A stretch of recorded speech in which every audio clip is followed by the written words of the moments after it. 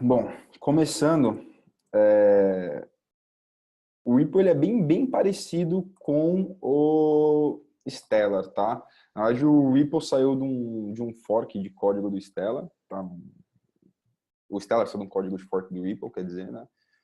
Porque eles olharam para algumas coisas do Ripple e viram que é um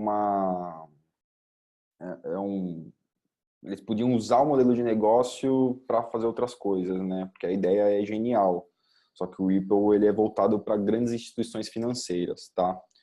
Então, o Ripple ele é um sistema de liquidação bruta em tempo real, tá?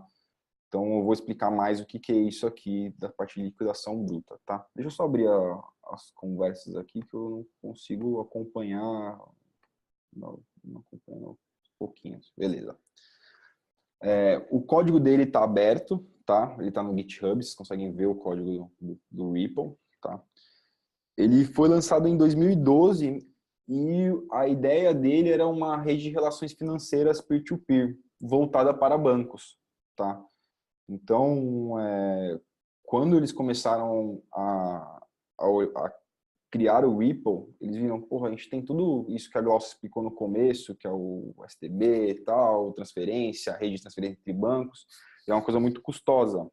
Ele é custosa em questão de tempo, de hardware, de grana, e aí eles falaram, porra, a gente precisa implementar algum protocolo aí para os bancos voltado para em blockchain, tá? Eu não vejo o Ripple como um blockchain, tá? Eu vejo ele mais como um DLT do que um blockchain. Vocês vão entender mais para frente aí quando eu abordar alguns pontos. Eu vou disponibilizar a apresentação sim, tá? Eu fiz esse formato de apresentação bem escrita realmente para virar um documento de consulta, viu, Raul?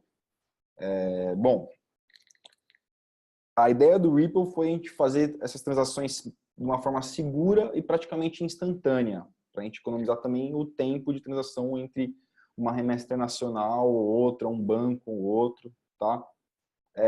Ele tem um esquema bem parecido com o Stellar, que é da gente representar moedas fiduciárias dentro do blockchain do Ripple, tá? Então, eu também consigo trocar, de repente, milhas de voo da Smiles, consigo trocar uma outra criptomoeda, consigo falar que eu vou comprar, te pagar em Bitcoin e chegar em você, ele tá em euro, por exemplo. Então, ele tem esse mesmo funcionalidade de um ledger distribuído, tá? Eu entro com mais calma nisso. Ele já tem alguns players usando, tá? O Itaú, ele é um deles, ele tem um case lá no fim do meu slide que depois eu mostro se der tempo. O HSBC já usa, o Santander também já está utilizando, assim, eles não estão com isso em produção, tá? Eles têm alguns, estão em testes, tá? Mas já consegue já existem alguns gateways aí no meio para você conseguir sacar seu dinheiro e fazer algumas remessas internacionais. Lá fora, muito mais do que aqui no Brasil, né? Então, ele se resume a um protocolo de internet, ele é aberto, tá? Ele não é tão fechado assim, tá? Mas qualquer um pode ser um validador, eu vou falar qual que é o papel do validador mais para frente, tá? Mas ele é basicamente esse ledger distribuído com uma moeda nativa. A moeda nativa é o quê? É o XRP, tá? Ele tem uma documentação, cara, bem rica. Se vocês entrarem lá nesse link, que depois eu vou compartilhar o slide com vocês, vocês vão ver que tem bastante coisa, desde consenso, blockchain, tudo que você quer saber do Ripple, ele tem lá, tá? O canal deles de vídeo é bem rico também, tá? Ele está aí entre umas maiores moedas de capitalização, tá? Ele está com uma terceira, eu peguei esse print ontem, tá? Ele está aí com o terceiro market cap, tá? E a ideia, quando eles fizeram o XRP, tá? Eles emitiram 100 milhões de XRP, tá? E aí, sendo que 80 milhões foram alocados na empresa, quer dizer, 100 bilhões, 80 bilhões ficou na empresa e 20 bilhões foi entregue aos 3 fundadores, tá? Aí você fala, porra, sacanagem isso aí, né? Pô, eles pegaram, emitiram a moeda e ficaram com a maioria com eles, né? Os 20 milhões, beleza, eles foram entregues aos fundadores, talvez como uma recompensa, não sei ao certo para que foi essa operação, Mas esses 80 bilhões, eles não são, você fala, pô, e aí, como é que vocês vão fazer? Como é que vocês vão soltar isso aí, tá? Esses tokens, eles estão armazenados dentro de contratos, tá? Que a gente chama de escrow, tá? Que é alguma garantia que eles têm, que esses contratos, eles soltam 1 bilhão a cada mês na rede, tá? E esses contratos são visíveis na rede, tá? Você consegue até enxergar eles, você entrar no site da Ripple, você vê eles. Então, eles vão soltando para a rede 1 bilhão a cada mês. E se tem algum desse resto que sobrou, eles jogam para um próximo escrow e jogam para um mês próximo. Então, por exemplo, de 0 a 54 a gente já tinha um para cada mês. Sobrou mais, já faz o mês 55, tá? Todos os Ripples, eles não são usados para você, ele não é feito para a gente comprar e vender o Ripple por aí. A ideia é ele ser usado como uma moeda que vai ter um FII, tá? Ser um FII na rede dela. Então, a ideia é para pagar as transações, tá? E não é que os mineradores ou validadores vão ganhar em cima disso. Toda FII que é pagado por uma transação, ele é queimado e destruído depois.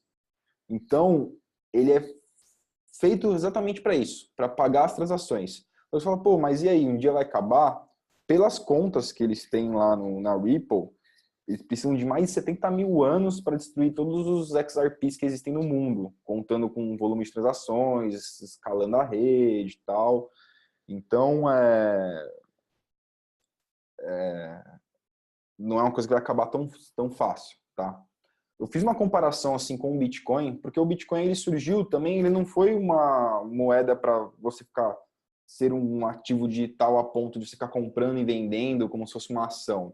Ele é feito para você ser uma tecnologia libertária, você fazer transações peer-to-peer. Então, comparei com o Bitcoin, porque o Ripple viu o Bitcoin e falou, vamos resolver alguns problemas que o Bitcoin não resolve, tá? Porque o Bitcoin ainda tem uma visibilidade meio ruim também no mercado. Então, um banco, alguma coisa, o Bacen está sempre de olho no Bitcoin e está sempre fechando exchanges, contas de exchanges e tal.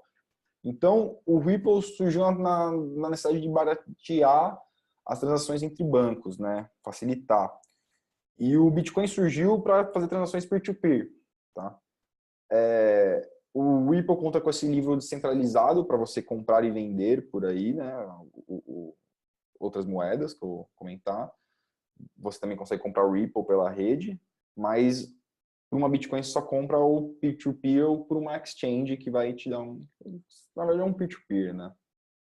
O Ripple ele não tem gasto de eletricidade, porque ele não usa o Proof of Work, tá? Vocês devem conhecer, aí a maioria do pessoal deve conhecer o Bitcoin, saber como é que funciona o Proof of Work, ele tem um gasto muito grande de energia, tá? A transação costuma demorar no máximo 4 segundos, tá? O Bitcoin já vi demorar horas como semanas, dependendo do FII que você paga, tá? O protocolo ele aceita outros tipos de moedas, tá? Como comentei, eu vou falar mais para frente. O Bitcoin é para você fazer pagamento em Bitcoin, tá? O consenso do Ripple é que ele não tem mineração, então ele tem os validadores. Então isso ele dá uma credibilidade maior com os bancos, tá?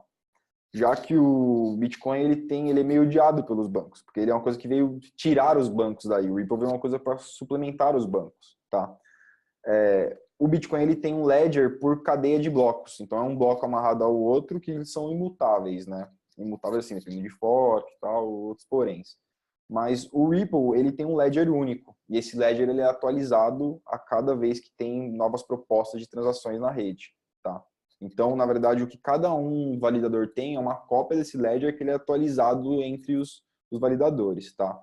E o Ripple ele tem uma coisa muito forte de KIC, tá? Eu vou falar isso mais para frente se der tempo, tá? Que você precisa ter uma parte de KIC forte, a Ripple te obriga, se você quer implementar o Ripple como um banco, um gateway, você precisa entrar em contato com a Ripple para você conseguir fazer isso. Precisa ser um validador? Não. Precisa ser um servidor, enviar a transação, você pode entrar na rede normal.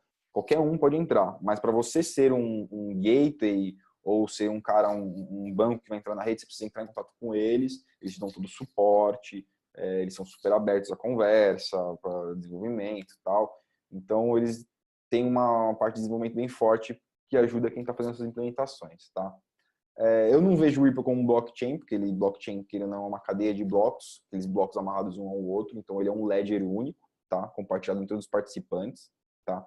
Esse ledger, ele é criado, na verdade, não está bem certo esse termo, não é que ele é criado, ele é refeito a cada segundo, praticamente, tá?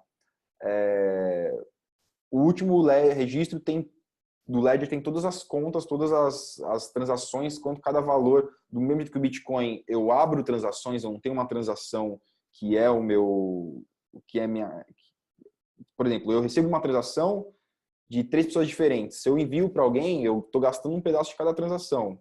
No Ripple, não. Eu tenho uma carteira que tem dinheiro lá dentro. Tá? Toda transação que entra no Ripple, ele é chamada de proposal. São propostas de alterações a esse ledger. Tá? E todas as transações esperando ser adicionadas são essas candidate transactions. São transações candidatas a entrar no ledger. Tá? Bom, quem são esses validadores, tá? O blockchain do Ripple, o blockchain mesmo, ele tá tudo dentro da Ripple, tá? Então, por isso que eu não falo que ele é um blockchain, tá? Toda a parte de consenso tá dentro da Ripple, tá? E aí os validadores que acontecem, eles são pessoas que vão pegar o que que o Ripple fez e falar assim, ó, deixa eu ver se isso aqui tá válido, tá? Então, o papel que o minerador, não o papel que ele fazia, mas o que é mais parecido com o minerador é um validador, tá? Então, ele pega os nós mais confiáveis na rede e que ele tem uma lista de nós, eu vou falar isso também um pouco mais para frente, e começa a ver as validações que esses caras fazem. O que esse cara, como é que é essa validação? Eu recebo um propósito de transações, eu verifico lá se essas transações estão de ok nesse ledger, se elas podem ser gastas, né? Elas já foram, tem algum pré-processamento dentro do servidor da Ripple. Eu verifico eu verifico nesse ledger, tá? E deixa eu tirar esse chat aqui da frente aqui. Eu verifico esse ledger e eu mando para frente. E os outros validadores vão validando os ledgers que ele recebe dos outros validadores, tá? Então, se 70% dos validadores confirmarem que aquele ledger está verdadeiro, as transações daquele ledger está verdadeiro, essas transações sobem. Senão, elas caem da rede, tá? Aí você tem que enviar uma nova transação, tá? A validação se repete a cada segundo. Ele tem diversas rodadas de validações que eu vou falar também, tá? Um validador não ganha dinheiro igual um minerador. Como eu falei, as moedas são queimadas, tá? Então, o validador, a força que o validador tem é ele conseguir poder votar na rede da Ripple, como é que ela evolui. Então, ele é um participante da rede e ele não está ganhando nada por isso, tá? Mas como ele é uma coisa de interesse por bancos, então existem pessoas que têm interesse em ser validadores, tá? Porque eles têm outros interesses em cima do Ripple, tá? Como que funciona esse consenso? A ideia é que quando uma proposta é recebida, ela é validada recebendo um voto, né? Quando essa proposta nova é recebida. O servidor continua vendo as outras propostas até que o cronômetro dele expire. Ele tem um cronômetrozinho lá de tanto tempo, tá? Aí ele pega 50% das transações que foram aprovadas e embala numa nova proposta e manda. Fala, ó, isso aqui 50% já aprovou da galera aqui, tá? Então, e aí ele entra numa nova rodada de aprovação. Só que esse processo vai se repetindo até ele chegar nos 70%, tá? Quando ele chega nos 70%, ele fala, ó, beleza, as que estão com 70% são validadas e vão para a rede, tá? Então, as que não são descartadas não são incluídas no ledger. Então, não tem, por exemplo, a transação que falhou, tá no ledger? Não, você não vai saber, tá? Bom, proposal, que nada mais é, como eu tinha falado antes, um conjunto de transações a serem aplicadas no ledger, tá? Qualquer coisa que altera o ledger é uma transação, então o ledger só tem transações, tá? Ele é, por exemplo, o Ethereum, quando sobe um smart contract, é uma transação também. Então, tudo que você faz na rede é uma transação, parecido com o Ethereum também, tá? O servidor que encaminha e recebe as propostas, ele tem uma base chamada UNL, que é o Unique Node List, que são os nós que ele mais confia para validador. Então ele fala, ó, Eu recebo desses validadores, esses caras aí eu sei que eles são de confiança, e eu envio para esses validadores também o meu conjunto de propostas, tá? O UNL que eu falei, cada nó tem sua própria lista exclusiva de nós únicos que eles vai confiar, tá? Um nó aceita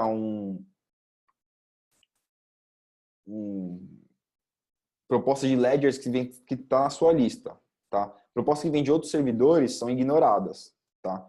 Então, existem métodos que eu consigo adicionar novos UNLs à minha lista, tá? Novos nodes na minha lista, e para eu não ficar pegando nós aleatórios, tá? Porque é muito simples você subir um nó, tá? É muito simples. Tem um passo a passo no fim aqui, um link do passo a passo. Vocês vão ver, cara, é coisa de horas assim, minutos, 1 hora, 2 horas, você já consegue entender e subir um nozinho ali. Você precisa de um conhecimento técnico antes. Eles têm algumas especificações técnicas, como o nó ele tem uma parte de cache muito forte, você precisa de bastante memória RAM. Então, eles aconselham você ter mais que 32 GB de memória RAM para você rodar em produção, tá? Eles recomendam aí para você ter uma lista de nós de pelo menos 100 nós, tá? Mas pode ter menos ou mais, tá? E você não é obrigatório manter uma conexão com esses nós, tá? Só precisa saber a chave pública deles, tá? E aí a rede se toma conta de enviar isso para a lista, tá?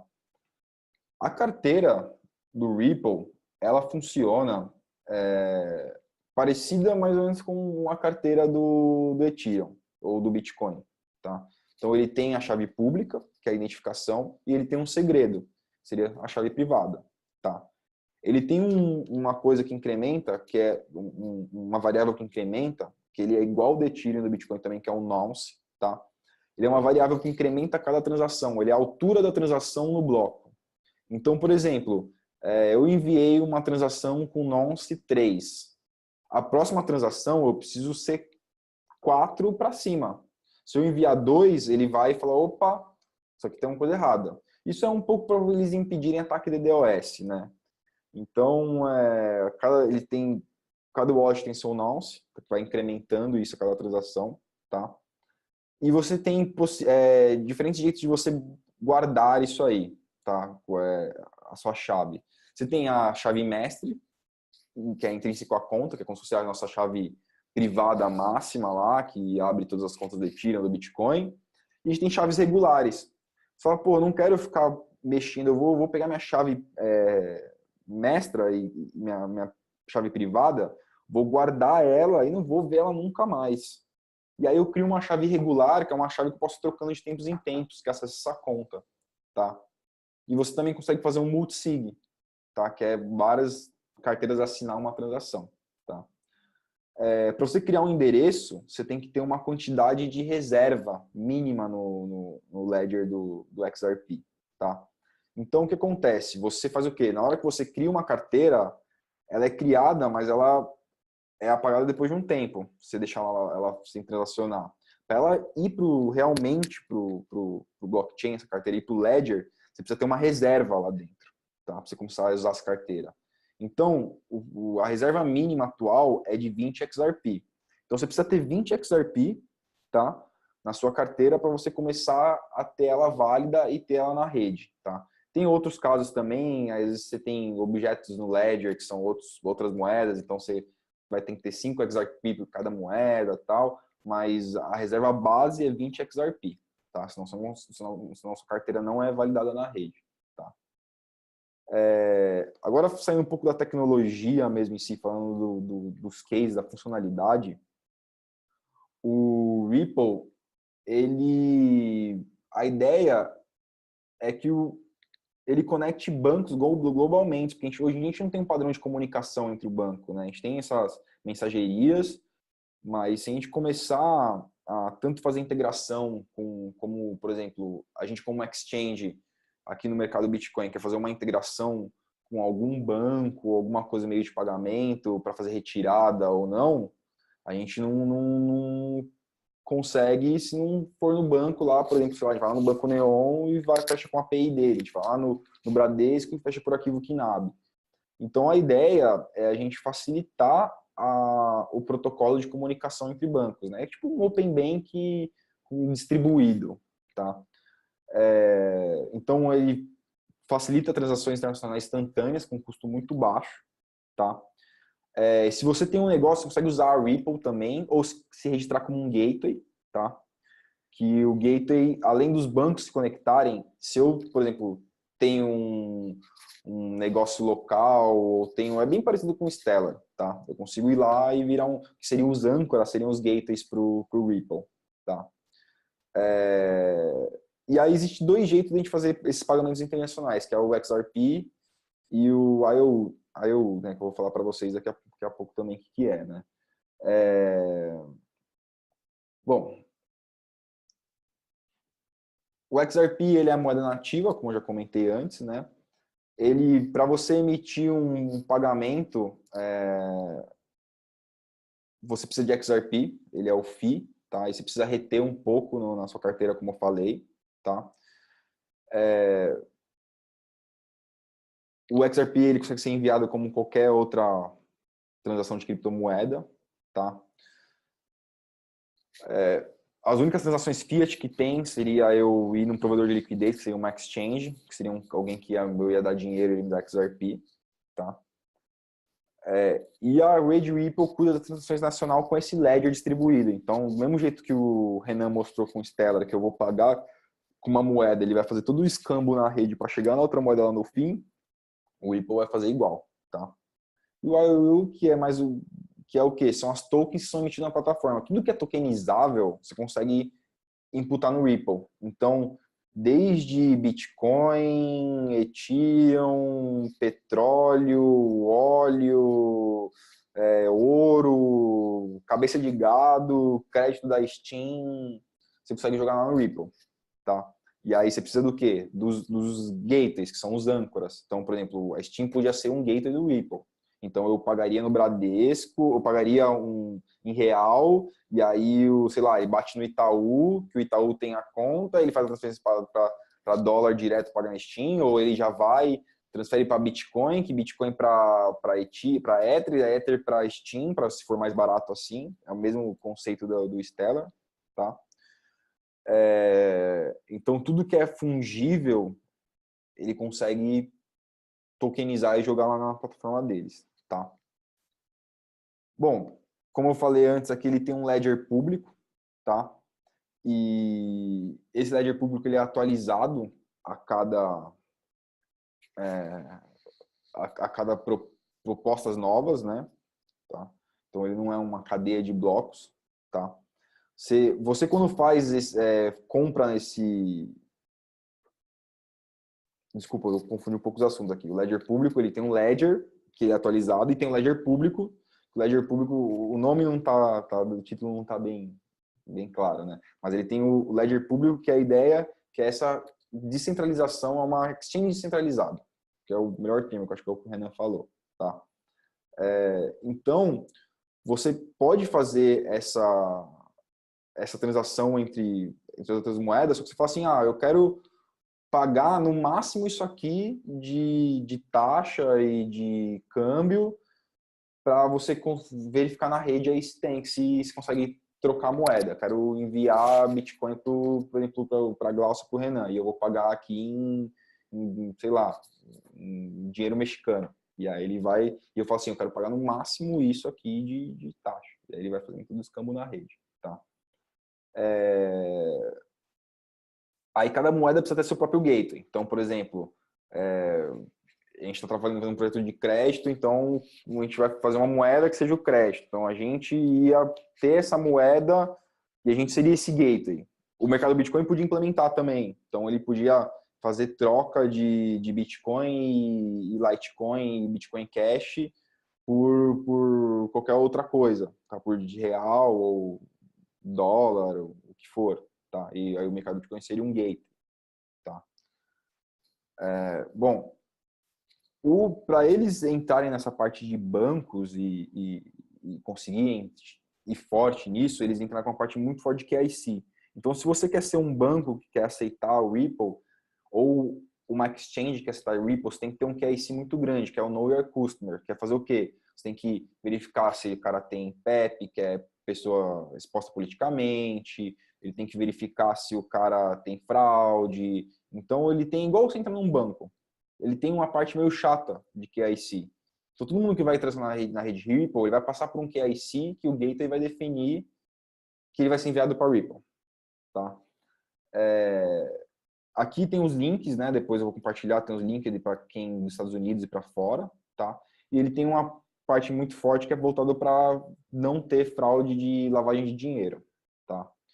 O Ripple, ele consegue também congelar nossas contas. Se ele achar que tem alguma coisa errada, ele consegue ir lá e dar um freeze. Ele consegue congelar uma conta individual ou ele consegue congelar a rede inteira, tá? Então, isso que os bancos adoram bastante, né? Fala, porra, e aí? Se der alguma bosta, como é que eu faço? Nem um Bitcoin, tá? Tô falando mal de Bitcoin, não tô falando mal de Bitcoin, tô falando do Bitcoin, mas eu sou bem fã de Bitcoin, viu, galera? Então, ele congela o que ele tem lá de transação, mas ele não consegue congelar as transações em XRP. Então, ele congela tudo que é token na rede, tá? Para você trabalhar com o Ripple e começar a jogar transações na rede, ele tem dois APIs, tá? O Data API, ele é mais um API de consulta. Você consegue, tem métodos de transações de ledger, métodos de conta, métodos para ver qual gateway que tem, método de pegar validadores, health check, e tem um client API, que ele é em JavaScript. Então, com ele você consegue ser um servidor, um nó, e você também consegue ser um validador. Tá? E você também consegue, com esse cliente, criar uma rede privada, tá? Como perguntaram, uma rede permissionada, tá? É simples montar uma rede permissionada, tá? Mas não tem muito valor, tá? Porque o valor mesmo é o Ripple, o KYC, é toda a segurança que você tem lá dentro, tá? Aqui é um exemplo bem simples, com algumas linhas de código, você já está conectado a uma rede Ripple como servidor, para você ser um validador um ou dois passos a mais, tá? E para quem é desenvolvedor e quer mexer, ele tem uma parte lá que é o... Eu já coloquei também a documentação aqui nos slides, mas ele tem uma parte de DevTools, que ele tem gerar conta de teste, fazer requisição, tal. Eu frisei que eu coloquei aqui em cima, ele usa JSON RPC no Data API, tá? Você consegue tanto fazer conexão HTTP como socket TCP/IP, tá? E aqui tem alguns cases. Esse da Bitec, eles são uma galera que está implementando com o Itaú, tá? Para remessa internacional. E aqui tem alguns cases no site do Ripple, de bancos internacionais, tá? E depois conseguem verificar com mais calma aí, tá? Então é isso, galera. Foi meio rápido aí, mas o slide tem bastante consulta. Eu vou compartilhar o slide com vocês aí depois, tá? Tem meu LinkedIn aí também. Se vocês precisarem tirar alguma dúvida, tal, pode me contactar.